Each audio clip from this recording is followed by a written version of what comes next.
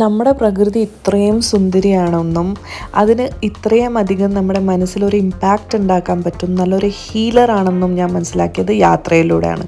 ഞാൻ രേഷ്മ. നമുക്കൊരു യാത്രാ വിശേഷങ്ങൾ കണ്ടാലോ? ഇതെപ്പോഴത്തെയും പോലെ ഞങ്ങളുടെ starting point Berlin central station. അവിടെ നിന്ന് ഞങ്ങൾ കോട്ട്ബസ് ഹോഫ്ബാനോഫിലേക്ക് എത്തി. നമ്മൾ പോണത് ജർമ്മനിയിലെ ഒരു ഗ്രാമത്തിലേക്കാട്ടോ.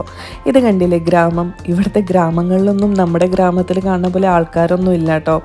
ഇതൊരു ബസ് സ്റ്റോപ്പാട്ടോ. നമ്മുടെ ഗ്രാമത്തിലെ ബസ് സ്റ്റോപ്പായിട്ട് ഒരു സാമ്യതയില്ലേ? ഈ സെയിം ആർക്കിടെക്ചറാണ് നമ്മുടെ ഗ്രാമത്തിലെ ബസ് സ്റ്റോപ്പുകളിലും. ശരിക്കും വീഡിയോയിൽ കേട്ട പോലെ നമുക്കിത് കണ്ടപ്പോൾ കേരളത്തിൻ്റെ ഓർമ്മ വന്നു കേട്ടോ. നമ്മളെവിടെ പോയാലും എപ്പോഴും നമ്മുടെ നാട് നമുക്ക് സ്പെഷ്യലായിരിക്കും അല്ലേ? എവിടെ പോകണമെന്ന ഒരു അന്തവും കുന്തവും ഇല്ലാതെ ഞങ്ങൾ മാപ്പ് നോക്കിക്കൊണ്ടിരിക്കുകയായിരുന്നു.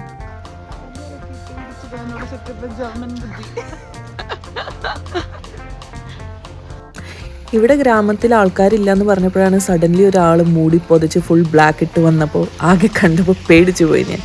ബട്ട് ഇവിടുത്തെ പ്രകൃതി ഭംഗി ഒരു രക്ഷയില്ല കേട്ടോ. അതാ തോന്നുന്ന ഷോർട്ട് കട്ട്. കുറച്ച് മുന്നോട്ട് നടന്നപ്പോൾ ഒരു കഫേ പോലത്തെ ഒരു സെറ്റപ്പ് കണ്ടു കേട്ടോ. ഇന്ന് സാറ്റർഡേ ആയതുകൊണ്ട് കുറച്ച് ആൾക്കാർ അവിടെ ഉണ്ട്. ഈ ഗ്രാമത്തിലെ ആൾക്കാരാണെന്ന് തോന്നുന്നു.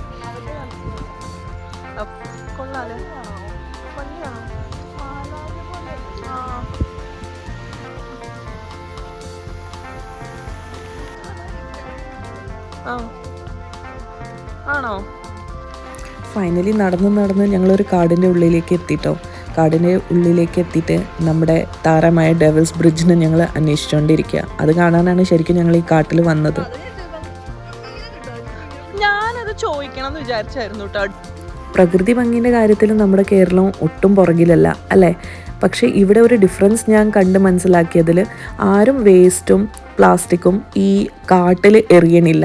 അവർ വന്നാൽ പ്ലാസ്റ്റിക് ഉണ്ടെങ്കിൽ അത് ഡിസ്പോസ് ചെയ്യാനുള്ള സ്ഥലങ്ങൾ ഇവിടെ പ്രൊവൈഡ് ചെയ്തിട്ടുണ്ട്, അല്ലെങ്കിൽ അവർ തന്നെ കൊണ്ടുപോകും. ഞങ്ങളും ഫുഡ് ഐറ്റംസ് കൊണ്ടുപോയിട്ടുണ്ടായിരുന്നു. ഞങ്ങളത് പ്രോപ്പർലി ഡിസ്പോസ് ചെയ്തു വേസ്റ്റ് ഇടേണ്ട സ്ഥലത്ത്.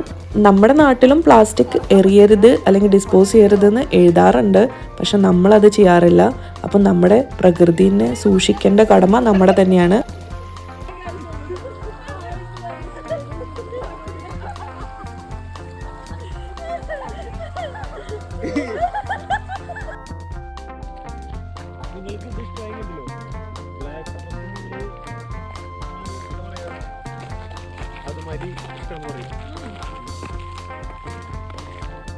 അപ്പോൾ ഇതാണ് നമ്മുടെ താരമായ ഡെവിൾസ് ബ്രിഡ്ജ് കേട്ടോ. ഇതിൻ്റെ പ്രത്യേകത എന്താണെന്നറിയോ? ആ സർക്കിൾ ഹാഫേ ഉള്ളൂ, പക്ഷേ ആ വെള്ളത്തിൻ്റെ അതിൻ്റെ റിഫ്ലക്ഷൻ കൊണ്ട് അത് ഫുൾ കംപ്ലീറ്റ് ആയിട്ട് നമുക്ക് കാണാൻ പറ്റും.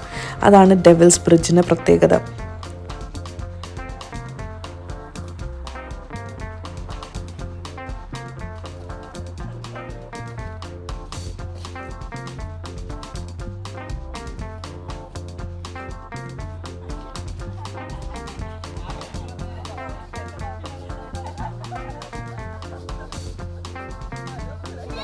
നമ്മുടെ നാട്ടിൽ കാണുന്ന പോലെ മതിലിൽ എഴുതുക, മരങ്ങളിൽ എഴുതുക, അത് ഇവിടെ ഉണ്ട് കേട്ടോ. യൂറോപ്പായാലും ഇന്ത്യയായാലും രണ്ടും കണക്കന്നെ.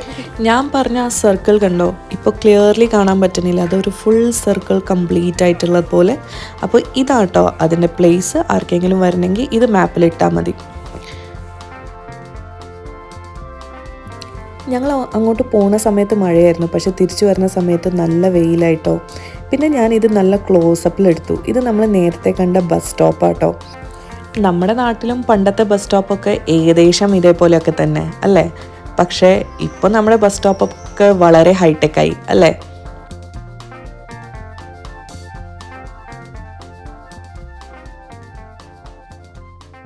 പിന്നെ ഞാനൊരു പ്രത്യേക ഒരു കാര്യം നോട്ട് ചെയ്തു. ഈ ഇല കണ്ടോ? നമ്മുടെ നാട്ടിലത്തെ ഒരു ഇരുമ്പമ്പുളി മരം കണ്ടിട്ടുണ്ടെങ്കിൽ അതിൻ്റെ ഇല പോലെ ഇല്ലേ? പക്ഷേ ഇതിൽ പുളിയല്ല, വേറെ ഒരു ഫ്രൂട്ടാണ്. എന്നിട്ട് ഈ ഗ്രാമങ്ങളുടെ പ്രത്യേകത എന്താണെന്നറിയോ? ബസ്സിലൊന്നും ആരും ഉണ്ടാവില്ല, ഞങ്ങൾ മാത്രം ആ ബസ്സിലുണ്ടായിരുന്നുള്ളൂ. അപ്പോൾ അത് പറഞ്ഞ് ഞങ്ങൾ കളിയാക്കി, അങ്ങോട്ടും ഇങ്ങോട്ടും കളിയാക്കി എൻജോയ് ചെയ്ത് വന്നുകൊണ്ടിരിക്കുക കേട്ടോ. അങ്ങനെ ഫൈനലി ഞങ്ങൾ അവിടുത്തെ ഒരു ചെറിയ ട്രെയിൻ സ്റ്റേഷനിലെത്തി. അവിടുന്ന് നമുക്ക് കോട്ട്ബസ്സിൽ പോകണം. കോട്ട്ബസ്സിന് പിന്നെ ബെർലിൻ ഹോഫ്ബാനോഫിലേക്ക്.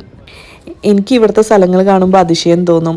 ഈ ഗ്രാമങ്ങളൊക്കെ കാണുമ്പോൾ ഒരു മനുഷ്യ കുഞ്ഞിനെ പോലും കാണാൻ പറ്റുന്നില്ല. പിന്നെ പ്രത്യേകിച്ച് അന്നത്തെ ദിവസം സാറ്റർഡേ ആയിരുന്നു കേട്ടോ. സാറ്റർഡേ അവിടെ ഒന്നുമില്ല, കടകൾ പോലും അടവായിരുന്നു. പക്ഷേ ബെർലിനിൽ അങ്ങനെയല്ല കേട്ടോ. ബെർലിനിൽ സാറ്റർഡേ കടകളൊക്കെ ഓപ്പൺ ആയിരിക്കും.